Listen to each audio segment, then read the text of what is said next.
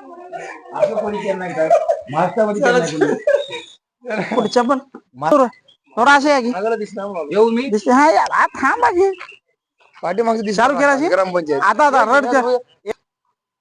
नमस्कार, मी सामाजिक कार्यकर्ता आकाश पाटील कोकणे.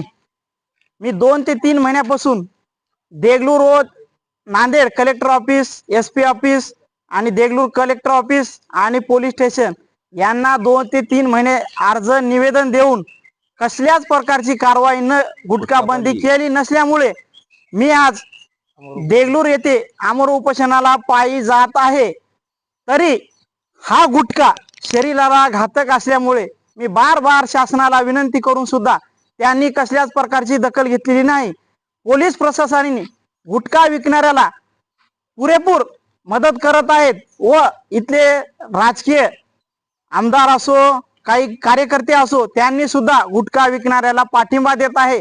त्यामुळं आज मी आमरण उपोषण देगलूर डिप्टी कलेक्टर यांच्या समोर उपोषणाला पायी जाणार आहे. चला